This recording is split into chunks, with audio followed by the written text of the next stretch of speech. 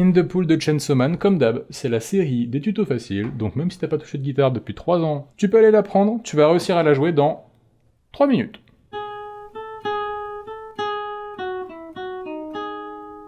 Alors, voici la table. La première chose qu'on va noter, c'est que ça et ça, c'est exactement la même chose. Ça veut dire que la table là qu'on voit, ça et ça, t'apprends juste ça une fois, ça tu l'as aussi. Donc déjà, tranquille. On voit que les seules choses qui vont changer, ça va être les 3 dernières notes, mais même pas en fait, qu'est-ce que je raconte. Et après on voit quoi? On voit que les 2 notes qui sont là, les 2 notes qui sont là, c'est pas les mêmes, mais elles se ressemblent beaucoup. On a un 8 et on a un 7, et là on a un 9 sur cette corde là, et là on a un 9 sur la corde juste en dessous. Bon, a priori, la fin, ça devrait aller. On va commencer par le début, le 9 et le 10, donc sur la deuxième corde la plus aiguë, ça va être celle-ci. On va mettre l'annulaire sur la case 9 et ce sera le petit doigt qui prendra la case numéro 10. Ce qu'on va faire, c'est qu'on va commencer par mettre un coup vers le haut, et après on va alterner des bas haut, bas haut. Donc d'abord un coup vers le haut en case 9, et comme on voit après, on a la case 10, on pose le petit doigt dessus, et on met un coup vers le bas. Alors effectivement, il est possible que ça tire un tout petit peu dans le petit doigt, c'est normal. Le morceau il va être cool pour ça, il va nous faire travailler un petit peu le petit doigt, sans non plus exagérer, mais un peu quand même, c'est plutôt cool. Hein. Le petit doigt, c'est pas le doigt le plus musclé de la guitare, hein. Il y a des mèmes qui en parlent tout le temps. Et une fois qu'on a fait le premier 9-10, qu'est-ce qu'on voit juste après? Bah on a exactement la même chose, on a encore un 9-10. Donc 9-10, encore 9-10, puis qu'est-ce qu'on voit? On voit qu'on a un 9, mais qu'après on n'aura pas le 10. Donc on remet encore une fois un coup vers le haut, comme d'habitude en fait, pour la case 9. Et ensuite on remet un coup vers le haut, mais cette fois-ci, où ça? En case numéro 7, qu'on va venir attraper avec l'index. C'est parfait, un doigt par case, annulaire, majeur en case 8 si on avait besoin, là il n'y en aura pas besoin. Et ensuite, l'index en case numéro 7. Une fois qu'on a mis le coup en case 7, qu'est-ce qu'on voit? On voit que le 7 va revenir plus tard, donc on va laisser le doigt sur cette case-là. Et en attendant, on va venir choper le 9, qui est sur la corde du dessus, avec un coup vers le bas. On a bien fait de laisser le doigt en case 7, comme ça on peut remettre le coup directement vers le haut. Et on a le 8 juste derrière, un coup vers le bas. Puis on termine avec quoi? Avec le doigt qui va en case 9.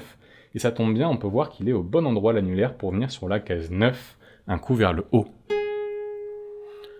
Ce qu'on peut voir là, la ligne qui relie les deux 9 avec le deuxième entre parenthèses, ça veut juste dire qu'en fait, on va pas le gratter une deuxième fois, mais que le son de ce 9 là, on va le laisser sonner pendant longtemps, jusqu'à la deuxième mesure, au complet même.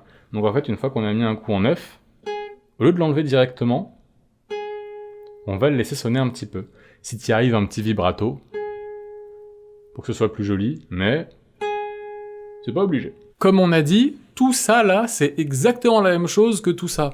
C'est plutôt cool, donc on peut le refaire un petit coup pareil pour vérifier qu'on l'a encore dans les doigts.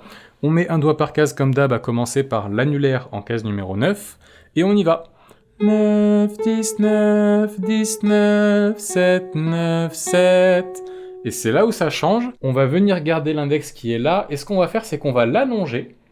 On va l'allonger pour venir choper le 7 derrière. Ça fait comme un espèce de petit barré. C'est pas la peine de changer le doigt de case. On va juste l'allonger pour venir attraper le 7 qui est derrière, qui est sur la corde la plus aiguë, la chanterelle. À quoi ça sert d'allonger le doigt? Pourquoi est-ce qu'on change pas? Si on changeait de doigt sur le 9-7-7, ça ferait ça. Et ce serait dommage de perdre la résonance des cordes. Ce qui se passe en allongeant le doigt, c'est que ça permet de faire ça. Ça permet de garder les 3 cordes qui sonnent en même temps, et c'est plutôt joli. Et on termine sur quoi? On voit qu'on termine sur un 9, le 9 qui est exactement le même que celui-là. Donc ça veut dire que si quand t'as joué ce 9-là, suivi des 2-7, t'as gardé le doigt sur la case 9, tu peux juste remettre un coup dessus, et c'est fini. Et là, quand t'as fait ça, t'as fait toute la musique. Si tu la connais par cœur et que tu la joues un petit peu en boucle, t'auras tout de manière fluide. Morceau archi simple. T'as juste le petit doigt qu'il va falloir venir chercher un petit peu et réussir à faire le petit barré pour garder le son. Mais c'est tout. Donc c'est un morceau qui est carrément accessible, qui est pas compliqué, facile à retenir, surtout parce qu'il se répète 2 fois. Amuse-toi bien. À la prochaine. Dis-moi ce que tu veux en commentaire pour la prochaine. Bye bye.